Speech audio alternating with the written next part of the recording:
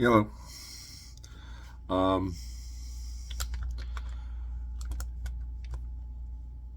thought I'd take an opportunity to do a quick little pen review. Picked up some pens for my birthday. Well, one I picked up before my birthday. The other two I bought on my birthday.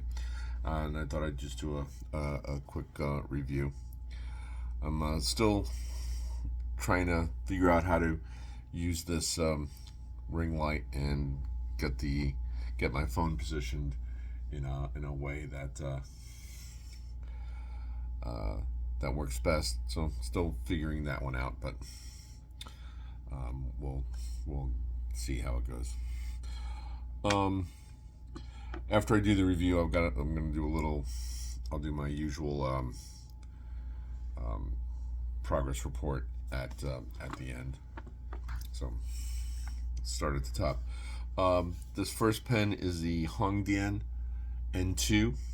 It's a fine nib in I think it's described as turquoise if I remember correctly. So I've got a few Hongdians. I like them all. It's a two-toned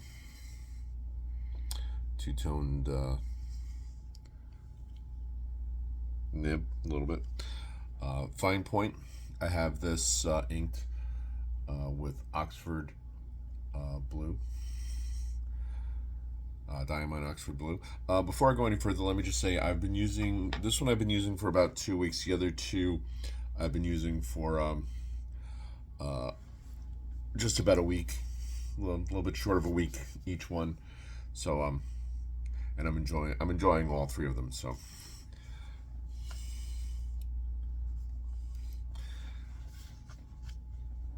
I'm, like I said, I'm still trying to figure out how to get this ring light of mine set up so we can see what I'm doing, but we'll do the best we can here.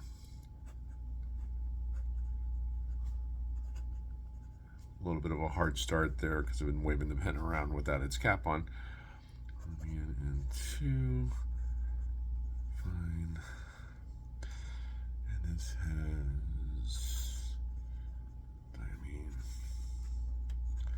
Oxford blue. And why is it skipping so much?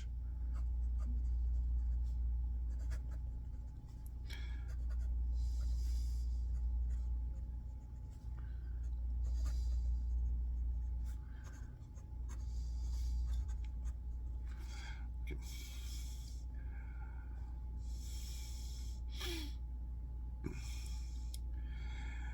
It I don't know if you could hear it. It is a little scratchy. It was skipping a little bit on the first line.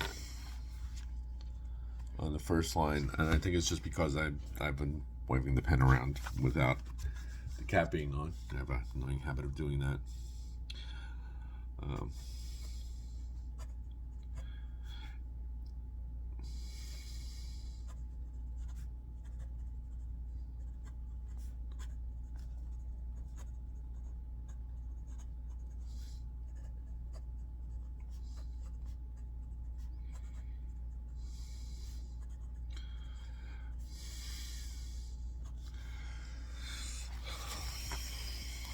There we go. Fine. Come on, focus. Okay. It's it is a fine. There is a little bit of feedback, a little bit. I wouldn't call it scratchy, but I can feel the page a little bit. It is a screw cap. It is a screw top. Let's see. About 1.5 turns for it to come off. These threads here at the end of the section are not very noticeable. I've running my finger over them. I can't really feel anything. It doesn't bother me because I always hold my pens down at the end of this section anyway, so it's very rare that threads get in the way. does come with a converter, and I'm very pleased with it. I like it a lot. It's like I said, I've got a few other Hongdians, and I like them all. So cool. There's that one. Now, I always said that I would not buy multiples of the same pen. Excuse me. I always wonder when I see when I watch pen videos on YouTube with people buying multiples of the same pen, just in different colors. And my only thought is, are you at least buying different nibs? I've seen people with like dozens of Kavekos and such. It's like, it never made sense to me until now, and this is the only time this is going to happen.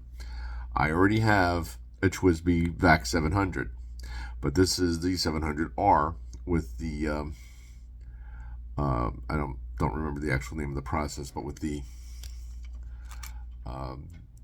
different color on the nib and metal parts.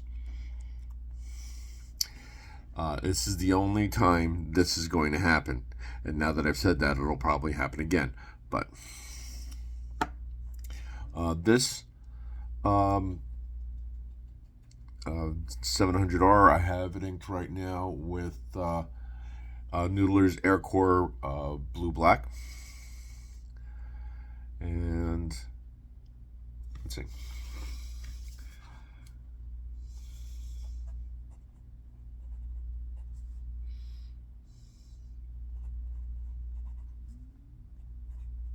Oh, it's a fine nib also, by the way.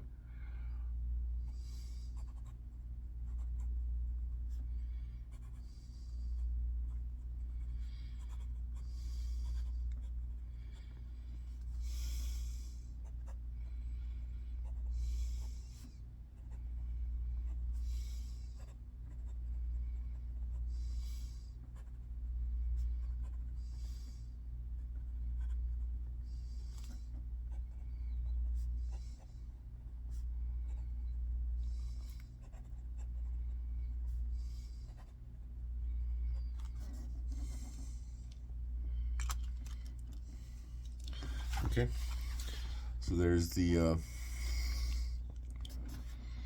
TWSBI Vac 700. Nice smooth line. Writes very well. Feels very good in my hand. Same thing. The threads are kind of towards the back here of the section. I don't notice them, but even if you do hold back there, they're not going to be in your way. The only problem I have, and this I have with a couple of other Vac fillers that I have, is finding the right opening for here. When because you're supposed to unscrew that back a little bit, pull it back a little bit so that ink gets through. Sometimes, I don't know if you could see there, it's all back behind the plunger, and so I get just trying to find that right spot for it. But that's a me thing. I'll get that sussed out. Yeah, I like it. I like it a lot, and I'm glad I bought it. It's a very nice pen. I love the colored highlights, and again, I don't remember the name of the process that does that. So sorry. Now this pen, Opus 88 medium, which I currently have Waterman Mysterious Blue in. This is a nice pen. This I love. And this one does take a bit more. 1, 2, 3, just about 4 twists for the top to come off. Not that that's a concern of mine, but if you're someplace where you need to take a lot of notes and you're capping and uncapping your pen, might want to go with a snap cap. This, I think, as I said in my last video, initially I thought this was a vac filler, but it's actually an eyedropper. Feels very good in the hand. Again, threads don't get in my way, but they're very low and unnoticeable anyway. And let's see.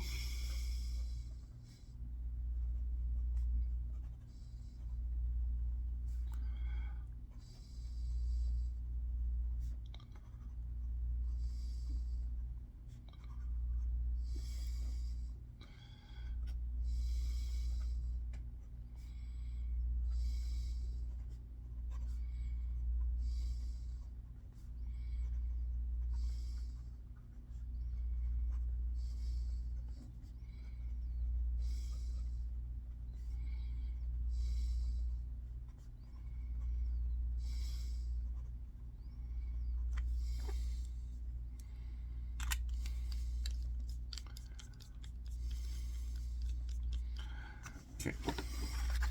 And there's the writing sample for the Opus. Very smooth. That struck me immediately. Very, very smooth across the page. And I forgot to mention it initially. This is Clairefontaine 90 GSM paper. Forgot to mention that at the start. It is a good sized pen. And just like the vac filler, this has the plunger inside for closing it off. Helps when you're traveling, but I don't ever fly because that would require going somewhere, or at least having money to go somewhere. So, and just like the vac filler, just trying to find the right spot to have that open so I can have the ink flow through it.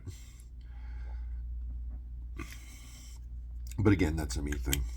I'll get that sussed as I get to know the pens better. There was one other thing that I picked up for my birthday. It's a bottle of ink, and I am drawing a complete blank on what bottle of ink it was. Wow. It was a Colorverse ink. Oh, man. Yeah, they say short-term memory is the first thing to what were we talking about? Oh yeah. I honestly, wow. I mean, I know my memory's going, but jeez, give me a. That's it. All right. Give me 1 minute.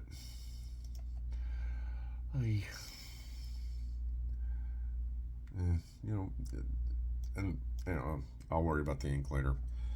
So like I said, I will do, like I was saying, I will review the ink later. It's a purple-ish ink, so I'm probably gonna, when I go through my purple inks, I'll do that. I'm currently working my way through through my blue inks. After these three are done, I have 2 more blues to go through, and then I'll be moving probably into my purples, and then I'll do a review of that Colorverse ink that I picked up. Okay, so yeah, that's the pens. I'm very happy with all 3 of them so far, and I look forward to using them for a long time. Couple things. I finished the last edit on the fast fading light, so I'm going to be heading towards getting that ready to go. I'll probably release my Soul to Keep and the fast fading light together. I found with the story titled Spiritus Mundi that the plot wasn't working. It was originally supposed to be kind of set in the late 22nd century, and bringing my mages in to that future, and answering, asking the question, which is more powerful, technology or magic? But I was having real trouble getting the two of them to work together. It was kind of hard meshing everything. I was beginning to realize I had to tell almost the entire history of the mages and the Jinn, and describe where Javelicos is and this other dimension, and yeah. So yeah, I'm now in the process of backing up and going through all that again. So